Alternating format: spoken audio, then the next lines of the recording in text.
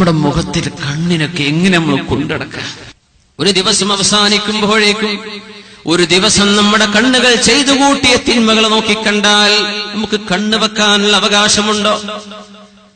നമ്മൾ കേൾക്കുന്ന മോശപ്പെട്ട വാക്കുകളും മോശപ്പെട്ടതും ചിന്തകൾ, മോശപ്പെടുത്തുന്ന ചിന്തകൾ ഉണ്ടാക്കുന്ന സംസാരങ്ങൾ നമ്മുടെ കാതുകൾ കേട്ടുകഴിഞ്ഞതിൽ പിന്നെ കേൾക്കാനുള്ള അല്ലാഹു നൽകിയ നമ്മുടെ സെൻസ് ഓഫ് ഹിയറിംഗ്, നമ്മുടെ ഹിയറിംഗ് ഫാക്കൽറ്റി, ഇത് നമുക്ക് കൊണ്ടു നടക്കാൻ വല്ല മോറൽ അവകാശവുമുണ്ടോ?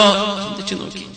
ഒരൊറ്റ നോട്ടത്തിനാ മഹാനായ ഖസ്വാൻ റഹിമഹുള്ള കണ്ണങ്ങടിച്ചു പൊട്ടിച്ചത്. ഒരൊറ്റ നോട്ടത്തിന് വിചാരണ ചെയ്യാൻ മഹത്തുക്കളിൽപ്പെട്ട ഒരു മഹാനുഭാവൻ ഒരു പെണ്ണിനെ കാണാനിടയായപ്പോ നോക്കി കഴിഞ്ഞപ്പോൾ ഉടനെ തീരുമാനമെടുത്തതാണ്, എന്റെ ശരീരമേ, അള്ളാഹു നോക്കരുതെന്ന് പറഞ്ഞ, അള്ളാഹു കാണരുതെന്ന് പറഞ്ഞ, അള്ളാഹു സംസാരിക്കരുതെന്ന് പറഞ്ഞ ഒരു പെണ്ണിനെ നീ നോക്കി ആസ്വദിച്ചതിന്റെ പേരിൽ ഇനി മരണം വരെ തണുത്ത വെള്ളം കുടിക്കാൻ ഞാൻ നിന്നെ സമ്മതിക്കില്ല.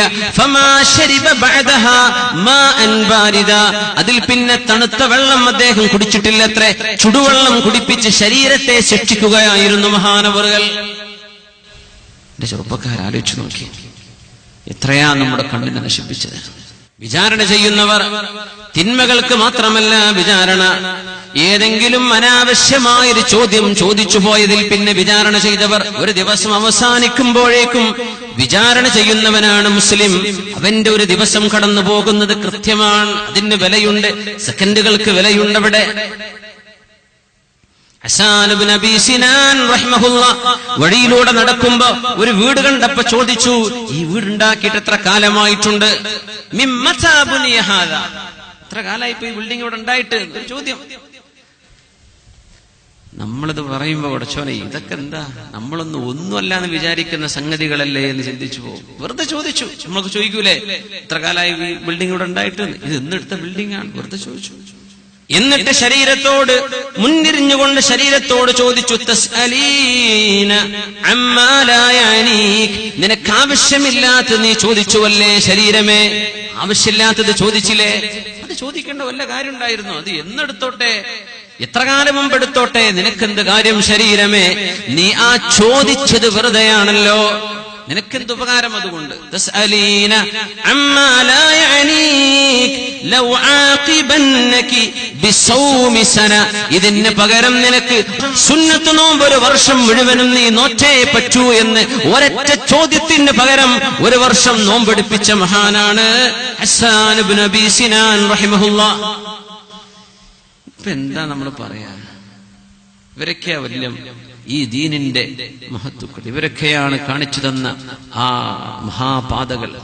നമ്മൾ പറയുന്ന വർത്തമാനത്തിന്റെ ഗൗരവം ഒന്ന് മനസ്സിലാക്കാൻ വേണ്ടി മാത്രം പറയാണ്. വിചാരണ ചെയ്യണം. അനാവശ്യമായി ചോദിച്ചതുപോലും തെറ്റായി പോയല്ലോ. ശിക്ഷയാണ്. എന്താ ശിക്ഷ എന്നറിയാം? ഒരു കൊല്ലം നീ സുന്നത്ത് നോമ്പെടുക്കുക, ഒരു വർഷം. എന്തിന്? ഈ വീട് ഇപ്പൊ എന്നാ ഉണ്ടാക്കിയതെന്നുള്ള ഒരൊറ്റ ചോദ്യത്തിന്. ഗീബത്ത് പറഞ്ഞതിനല്ല, നമീമത്ത് പറഞ്ഞതല്ല, ഒരാളെ കുറിച്ച് കുറ്റം പറഞ്ഞതല്ല, ഒരൊറ്റ ചോദ്യം. മഹാനായ ത്വൽഹത്ത് റളിയല്ലാഹു അൻഹു പറയുന്നൊരു കഥയുണ്ട്. മഹാന്മാരായ സ്വഹാബികളിൽ ഒരാൾ തന്റെ വസ്ത്രം മുഴുവനും മാറ്റിവെച്ച് അവർത്ത് മാത്രം മറച്ച് മരുഭൂമിയിലെ ചൂടുള്ള മണൽ ഇങ്ങനെ ഉരുണ്ടു മറിയുന്നുണ്ട്. വനാറു ജഹന്നമ അശദ്ദു ഹർറാ, ശരീരമേ നീ ആസ്വദിക്ക്, നരകത്തിന് ഇതിനേക്കാളും ചൂടുണ്ട്, നരകത്തിന് ഇതിലേറെ ചൂടുണ്ട്, നീ അങ്ങ് അനുഭവിക്കുക എന്ന് പറഞ്ഞ് സ്വന്തം ശരീരത്തെ ചുട്ടുപൊള്ളുന്ന മണലിങ്ങനെ ഉരുട്ടുന്നു. അജീഫത്തും ബില്ലൈൽ ബത്താലത്തും ബിന്നഹാർ, രാത്രി ഒരു നന്മയും ചെയ്യാതെ ശവം പോലെ ഉറങ്ങുകയാണല്ലേ നീ. രാത്രി തഹജ്ജുദ് നിസ്കരിച്ചിട്ടില്ല, രാത്രി നന്മ ചെയ്തിട്ടില്ല, ഹദ്ദാദ് റാത്തീബ് ചൊല്ലിയിട്ടില്ല, സൂറത്തു തബാറക് ഓതിയിട്ടില്ല, സൂറത്തു സജദ ഓതിയിട്ടില്ല. അജീഫത്തും ബില്ലൈൽ, രാത്രി നീ ഇങ്ങനെ ശവമായി കിടക്കുകയും ബത്താലത്തും ബിന്നഹാർ, പകലിലാണെങ്കിലോ ഒരു നന്മയും ചെയ്യാതെ വെറുതെ നടക്കുന്ന ശരീരമേ, ഈ നരകത്തിന്റെ ചൂട് ഇതിനേക്കാളും വലുതാണ്, ഭൂമിയിലെ ചൂട് നീ ഒന്ന് ആസ്വദിക്കുക എന്ന് പറഞ്ഞ് തന്റെ ശരീരത്തെ പൊള്ളിപ്പിക്കുന്ന ഒരു സുഹാബിയുടെ കഥ പറഞ്ഞത് മഹാനായ ത്വൽഹത്ത് റളിയല്ലാഹു അൻഹു. അങ്ങനെ ഉരുണ്ട് ശരീരത്തോട് തന്നെ പറഞ്ഞുകൊണ്ടിരിക്കുമ്പോ അങ്ങപ്പുറത്ത് ഒരു തണലിൽ നിൽക്കുന്നുണ്ട് അഷ്റഫുൽ ഖൽഖ് സ്വല്ലല്ലാഹു അലൈഹി വസല്ലം. അവിടുത്തെ മുറബ്ബിയാണ്, നബിയാണ്, മുസക്കിയാണ് അഷ്റഫുൽ ഖൽഖ്. അല്ലാഹുവിന്റെ റസൂലിനെ കണ്ടപ്പോൾ ഓടിച്ചെന്നു. എന്നിട്ട് പറഞ്ഞു, യാ റസൂലല്ലാഹ് ഗലബത്നി നഫ്സി, ഗലബത്നി നഫ്സി, നബിയേ ഞാൻ പിടിച്ചെടുത്ത് എന്നെ കിട്ടുന്നില്ല നബിയേ, എന്റെ ശരീരം ഞാൻ പറഞ്ഞത് കേൾക്കുന്നില്ല നബിയേ. അല്ലാഹുവിന്റെ റസൂലിന്റെ മറുപടി, അലം യകുൽ ലക ബുദ്ദുൻ മിനല്ലദീ സനഅത്, നിങ്ങളിതൊക്കെ ചെയ്യേണ്ട കാര്യമുണ്ടായിരുന്നുവോ? നിങ്ങളുടെ ഈ വിചാരണ കാരണം അമാ ഖദ് ഫുതിഹത് ലക അബ്വാബുസ് സമാ, ആകാശലോകത്തിന്റെ കവാടങ്ങൾ നിങ്ങൾക്ക് വേണ്ടി തുറക്കപ്പെട്ടുവല്ലോ. വലഖദ് ബാഹല്ലാഹു ബികൽ മലായിക, അല്ലാഹുവിന്റെ മാലാഖമാരോട് അല്ലാഹു നിങ്ങളെക്കുറിച്ച് അഭിമാനം പറഞ്ഞിരിക്കുന്നുണ്ട്. നിങ്ങൾ ചെയ്തത് അല്ലാഹുവിന് വളരെ ഇഷ്ടമായി. എന്തൊരു വിചാരണ! അവിടുത്തെ സ്വഹാബിനോട് പറഞ്ഞു, തസവ്വദൂ മിൻ അഖീകും, നിങ്ങളുടെ ഈ കൂട്ടുകാരനെ കണ്ട് പഠിച്ചോളൂ, ഇയാളിൽ നിന്ന് നിങ്ങൾ ഭക്ഷണം സ്വീകരിച്ചോളൂ, പാഥേയമുണ്ടാക്കിക്കോളൂ. തസവ്വദൂ, കണ്ടു പഠിക്കുന്ന ഈ സഹോദരന്. അപ്പൊ ഓരോരുത്തരും വന്ന് പറയാൻ തുടങ്ങി, പിന്നെ എനിക്ക് വേണ്ടി ദുആ ചെയ്യണം കേട്ടോ. വേറൊരാൾ വരുന്നു, ഫജഅല അർ-റജൂലു യഖൂൽ ഉദ്ഉ ലീ, എനിക്ക് വേണ്ടി ദുആ ചെയ്യ്, എനിക്ക് വേണ്ടി ദുആ ചെയ്യ്. ദുആ ചെയ്യാൻ നമ്മളൊക്കെ വസിയത്ത് ചെയ്യൂലേ? ഇതുപോലെ സ്വഹാബത്ത് മുഴുവനും വസിയത്ത് ചെയ്യാൻ വേണ്ടി തുടങ്ങി. അല്ലാഹുവിന്റെ റസൂൽ പറഞ്ഞു, നിങ്ങൾ ദുആ ചെയ്യുകയാണെങ്കിൽ ഉമ്മഹും, എല്ലാവർക്കും വേണ്ടി ഒന്ന് തഅമീം ചെയ്ത് ദുആ ചെയ്യിൻ, എല്ലാവർക്കും വേണ്ടി ഒന്ന് ദുആ ചെയ്ത് കൊടുക്കിൻ. സ്വഹാബി അല്ലാഹുവിന്റെ റസൂലിന്റെ മുമ്പിൽ ദുആ ചെയ്യുന്ന സംഭവം മഹാനായ ഇബ്നു അബി ദുനിയ തന്നെ അവരുടെ ഹദീസിൽ മുഹാസബത്തുൻ നഫ്സിൽ എന്ന ബാബിൽ ബഹുമാനപ്പെട്ടവർ ഉദ്ധരിക്കുന്നുണ്ട്. ആ സ്വഹാബി ദുആ ചെയ്ത് കൊടുക്കുന്നു, അല്ലാഹുമ്മ ജഅലിത് തഖ്വാ സാദഹും, അല്ലാഹുമ്മ ജഅലിത് തഖ്വാ സാദഹും, അല്ലാഹുവേ നിന്നെ കുറിച്ചുള്ള ഭയഭക്തി ഇവർക്കൊക്കെ ഭക്ഷണമായി കൊടുക്ക്. ഭക്ഷണം എന്താ? അല്ലാഹുവിനെ കുറിച്ചുള്ള ഭയഭക്തി. വജ്മഅ അലൽ ഹുദാ അംറഹും, സന്മാർഗത്തിലേക്ക് അവരെ ചേർത്തി കൊടുക്കല്ലാഹ്. അല്ലാഹുമ്മ ജഅലിത് തഖ്വാ സാദഹും, അല്ലാഹു നമുക്കും തഖ്വ ഭക്ഷണമാക്കി തരട്ടെ. അല്ലാഹുമ്മ ജഅലിത് തഖ്വാ സാദഹും വജ്മഅ അലൽ ഹുദാ അംറഹും, സന്മാർഗത്തിലേക്ക് അവരെ ചേർത്തേണമേ അല്ലാഹ്. ഈ ഒരു പ്രാർത്ഥന പ്രാർത്ഥിച്ചപ്പോ റസൂലുള്ളാഹി സ്വല്ലല്ലാഹു അലൈഹി വസല്ലം തങ്ങൾ പറയാൻ തുടങ്ങി, അല്ലാഹുമ്മ സദ്ദിദ്, അല്ലാഹുമ്മ സദ്ദിദ്, അല്ലാഹുമ്മ സദ്ദിദ്ഹു, പടച്ചവനെ ഈ ചെറുപ്പക്കാരനെ നേർവഴിയിൽ പിടിച്ചു നിർത്തണേ അല്ലാഹ്, നേർവഴിയിലാക്കണേ അല്ലാഹ്. ആ ചെറുപ്പക്കാരൻ പറഞ്ഞു, അല്ലാഹുമ്മ ജഅലിൽ ജന്നത മആബഹും, മറ്റൊരു ദുആ, പടച്ചവനെ ഇവർക്കൊക്കെ എത്തിച്ചേരുന്ന വീട് സ്വർഗമാക്കി കൊടുക്കല്ലാ, കത്തിജ്വലിക്കുന്ന നരകമാക്കല്ലേ അല്ലാ, സ്വർഗമാക്കി കൊടുക്കണേ അല്ലാ. ദുആ ചെയ്തു കൊടുക്കുക. അല്ലാഹുമ്മ ജഅലിൽ ജന്നത മആബഹും. ആ പ്രാർത്ഥനയ്ക്ക് ആമീൻ പറഞ്ഞു റസൂലുള്ളാഹി സ്വല്ലല്ലാഹു അലൈഹി വസല്ലം. അതിന് ആമീൻ പറഞ്ഞു അവിടുത്തെ സ്വഹാബികൾ റിദ്വാനുല്ലാഹി അലൈഹിം അജ്മഈൻ. ദേഹം ചെയ്ത മഹത്വം എന്താണെന്നറിയോ? മണലിലൂടെ ഉരുണ്ടു പോവാണ്, ഉരുണ്ടിട്ട് നാറു ജഹന്നമ അശദ്ദു ഹർറാ, നരകത്തിന് ഇതിനേക്കാളൊക്കെ ചൂടുണ്ട് ശരീരമേ.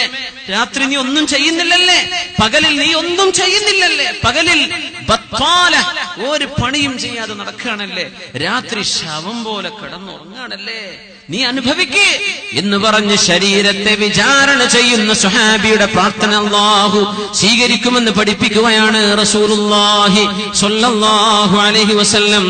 സ്വഹാബികൾ ചെയ്ത ഈ ഒരു വിചാരണയിലേക്കാണ് നമ്മൾ ഇന്ന് ചിന്തിക്കാൻ പോകുന്നത്. നമ്മുടെ ദിവസവും നമ്മുടെ രാത്രിയും പകലും എങ്ങനെയാണ് നമുക്ക് കൊണ്ടുപോകാൻ കഴിയുന്നത്, എങ്ങനെയാണ് നമ്മൾ കഴിഞ്ഞു കിടക്കേണ്ടത്? അല്ലാഹു നമുക്ക് നിശ്ചയിച്ച ആയുസ് സെക്കൻഡുകളാണ്. അല്ലാഹുവിന്റെ പൊരുത്തത്തിലായി സ്വീകരിക്കാൻ, അല്ലാഹു ഇഷ്ടപ്പെടുന്നത് മാത്രം ചെയ്ത് ജീവിക്കാൻ റഹ്മാനായ അല്ലാഹുവേ നീ ഞങ്ങൾക്ക് തൗഫീഖ് തരണേ പടച്ചവനെ. നേരം പുലരുകയാണല്ലേ, നേരം പുലരുമ്പോ എന്താ ചൊല്ലുന്നത്? അൽഹംദുലില്ലാഹ് അൽഹംദുലില്ലാഹില്ലദീ അഹ്യാനി ബഅദമാ അമാതനി വഇലൈഹിൻ നുശൂർ. ആർക്കും ഇത് അറിയില്ല എന്ന് വിചാരിക്കുക. ഉണർന്ന ഉടനെ പറയേണ്ട വാക്ക് അൽഹംദുലില്ലാഹ്. അല്ലാഹുവേ നിനക്ക് സ്തുതി റബ്ബേ, അല്ലാഹുവേ നിനക്ക് സ്തുതി പടച്ചോനെ, നീ എന്നെ വിട്ടില്ലേ. കിടന്നുറങ്ങുമ്പോൾ ചൊല്ലിയത് എന്തായിരുന്നു? ബിസ്മിക റബ്ബി വദഅതു ജംബി വബിക അർഫഉ ഇൻ അംസക്ത നഫ്സി ഫർഹംഹാ വഇൻ അർസൽതഹാ ഫഹ്ഫദ്ഹാ ബിമാ തഹ്ഫദു ബിഹി ഇബാദക സ്വാലിഹീൻ. അങ്ങനെ കിടന്നുറങ്ങിയവനാണ് മുസ്ലിം. അൽഹംദുലില്ലാഹ്, നിനക്ക് സ്തുതി അല്ലാഹ്. അല്ലദീ അഹ്യാനാ, നീയാണല്ലോ അല്ലാഹുവേ ഞങ്ങളുടെ ശരീരത്തിലേക്ക് ജീവൻ മടക്കിവിട്ടത്. ബഅദമാ അമാതനാ, ഞങ്ങളെ മരിപ്പിച്ചതിന്റെ ശേഷം. ഞങ്ങൾ മരിച്ചിരിക്കുകയായിരുന്നു ഉറക്കത്തിൽ. ഓർമ്മ ഉണ്ടായിട്ടില്ല എവിടെയാണ് ഞാനെന്ന്. നടന്നതൊന്നുമേ ഞാൻ അറിഞ്ഞിട്ടില്ല, ഞാൻ ഉറങ്ങുകയായിരുന്നു എന്നല്ലേ പറയാ. അല്ലാഹുവേ നീ ജീവൻ ഞങ്ങൾക്ക് തിരിച്ചു തന്നല്ലോ. വഇലൈഹിൻ നുശൂർ, ജീവൻ കിട്ടി ഞാൻ രക്ഷപ്പെട്ടു ഓടാൻ പോവല്ല. അവസാനം ഈ ജീവൻ അല്ലാഹു തിരിച്ചെടുക്കുകയും വഇലൈഹിൻ നുശൂർ, അവസാനത്തെ മടക്കം നിന്നിലേക്ക് തന്നെയാണ് റബ്ബേ. എനിക്ക് ജീവൻ തന്നാലും ഞാൻ അഹങ്കരിച്ച് നടക്കല്ല, നീ എന്നെ പിടിക്കും. പക്ഷെ ഇന്ന് നീ എന്നെ വിട്ടെന്നില്ലേ. അൽഹംദുലില്ലാഹ്, അൽഹംദുലില്ലാഹ്, അൽഹംദുലില്ലാഹ് എന്ന് ചൊല്ലാതെ മക്കൾ ഉണരരുത്. ചെറിയ പിഞ്ചു പൈതങ്ങൾ ഉറങ്ങിയെണീക്കാൻ തൊട്ടിൽ നിന്ന് ഉമ്മ എടുക്കാണ് കുഞ്ഞിനെ. ഉമ്മ പറയണം കുഞ്ഞിന് വേണ്ടി അൽഹംദുലില്ലാഹ്. കുഞ്ഞിനെ തൊട്ടിയിലേക്ക് ഉറക്കാൻ വേണ്ടി കിടത്തുകയാണ്. ഉമ്മ പറയണം ബിസ്മില്ലാഹ്, അല്ലാഹുവിന്റെ നാമത്തിൽ. കിടന്നുറങ്ങുമ്പോൾ ചൊല്ലിയത് അല്ലാഹുവേ ബിസ്മിക റബ്ബി, നിന്റെ നാമത്തിൽ എന്റെ ശരീരം ഞാൻ കിടത്തുകയാണ്. അല്ലാഹ് വദഅതു ജംബി, എന്റെ പാർശ്വഭാഗം, എന്റെ സൈഡ് എന്ന് വലത്തേക്ക് തിരിഞ്ഞാണ് കിടക്കണത്. അതുകൊണ്ട് അങ്ങനെ പറയുന്നത്. ഞാൻ എന്റെ ശരീരത്തിന്റെ സൈഡ് നിന്നിലേക്ക് മുൻനിർത്തി ഞാൻ കിടത്തിയിരിക്കുന്നു റബ്ബേ. നീ എങ്ങാനും എന്നത് ഉയർത്താൻ അനുവദിച്ചാൽ മാത്രമേ അല്ലാഹുവേ എനിക്ക് എന്റെ ശരീരത്തെ ഉയർത്താൻ പറ്റൂ.